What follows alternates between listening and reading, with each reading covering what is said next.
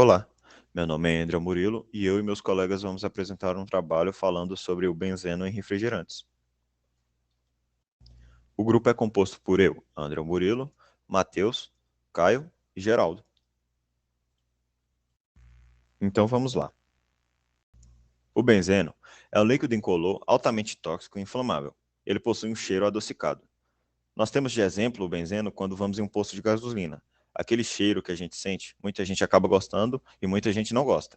Mas por conta desse cheiro, por conta desse aroma, o benzeno é a base da classificação para os componentes orgânicos, normalmente conhecidos como compostos aromáticos. Além disso, nós temos outras características, como as descritas no slide. Michael Faraday foi o primeiro a isolar e identificar o benzeno em 1825, sendo que mais tarde, em 1834, um químico alemão determinou que sua fórmula molecular é C6H6, assim como mostrado no slide anterior, dando assim o nome benzeno como um derivado de ácido benzoico, que é uma substância obtida da essência de uma árvore conhecida como benjoeiro. E além disso, o benzeno é encontrado no alcatrão da hulha, que é um carvão mineral resultante da fossilização da madeira. Além de que é possível encontrar também na fumaça de cigarro, na gasolina e em processos industriais derivados de várias atividades. O benzeno, ele ocorre naturalmente em petróleo, em matéria-prima, em diversos compostos orgânicos, em aditivos de combustível automotivos, nas indústrias alimentícias e está presente em várias formulações de sucos e refrigerante, é, em medicamentos, corantes, perfumes, adoçante, em diversos.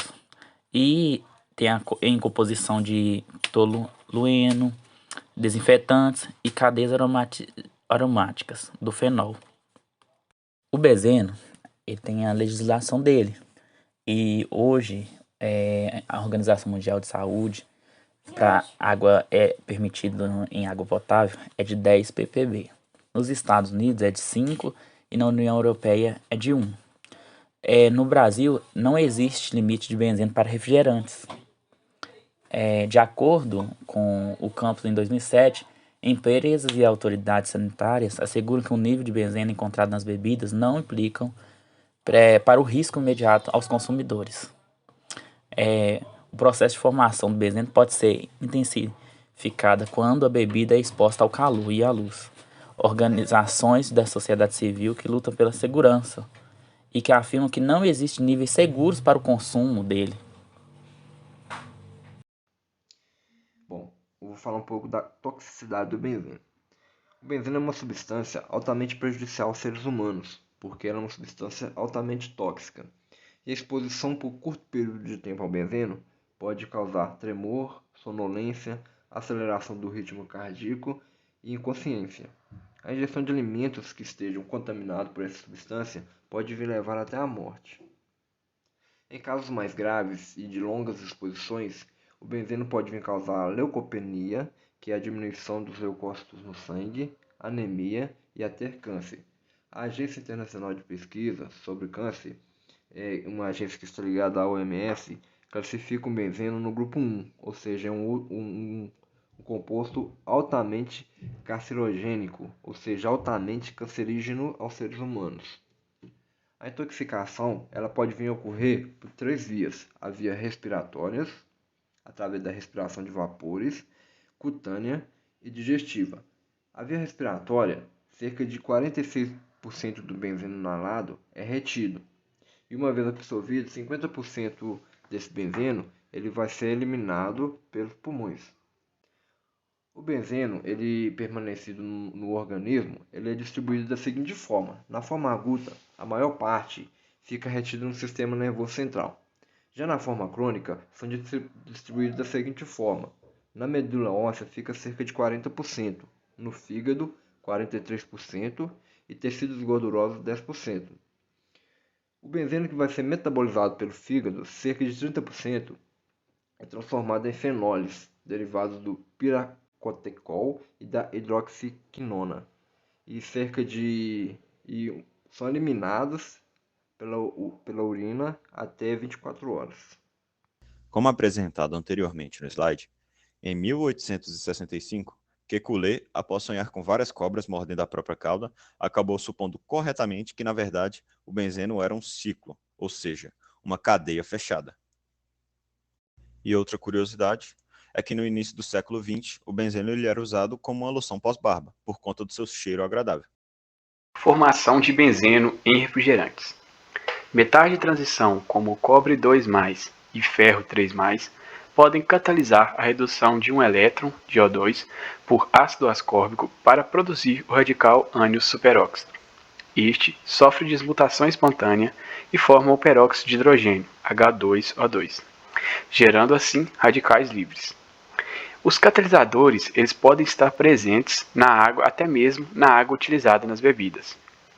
Gardner e Lawrence, em 2006, eles descobriram que o ácido ascórbico compete com o ácido benzoico pelo radical hidroxila em concentrações maiores.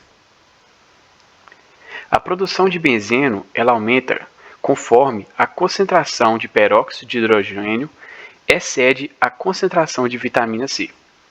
A presença de ambos os sais, benzoato e ácido ascórbico, nos refrigerantes não indicam necessariamente a presença de benzeno nos produtos. A formação de benzeno ela é favorecida quando as bebidas elas são expostas a temperaturas elevadas ou à luz ultravioleta. A quantidade de benzeno ela pode variar em mesmos produtos e essas variações elas se dão pelo manuseio, pelo armazenamento e as condições de vida de prateleira. Para ficar mais claro, eu vou estar explicando o mecanismo da formação de benzeno nos refrigerantes. O mecanismo da reação ele começa com a transferência de hidrogênios para um radical hidroxila do meio, produzidas pela redução de O2 pelo ácido ascórbico. Então, gente, o mecanismo ele começa com esse radical livre, que é a hidroxila, o radical hidroxila. E esse radical hidroxila, ele é produzido até mesmo pela reação do oxigênio com a própria água.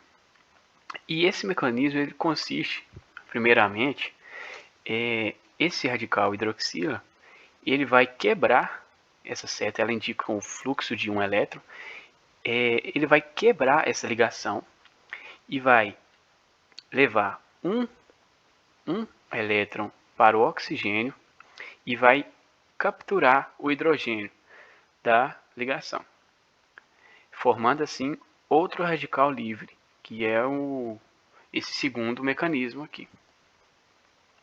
Depois, com esse segundo mecanismo, esse elétron ele vai tender a formar uma ligação dupla, para que possa ser liberado um gás carbônico, uma molécula de gás carbônico.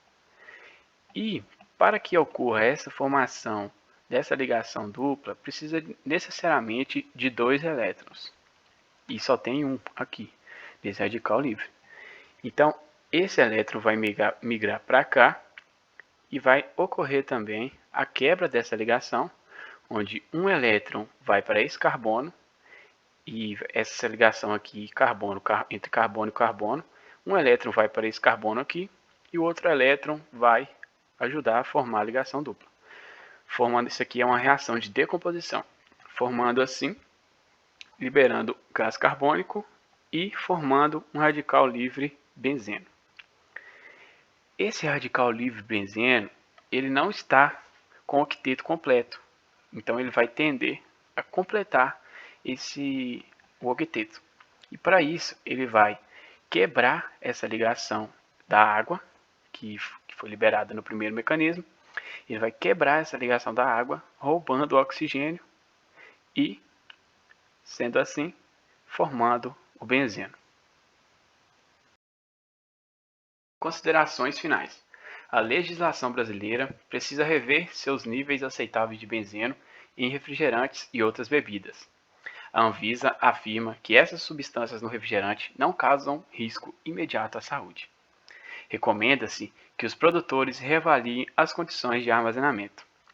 E sugestões para que a legislação brasileira siga a mesma vertente do PARA, também para o benzeno. Essas foram as referências utilizadas no trabalho.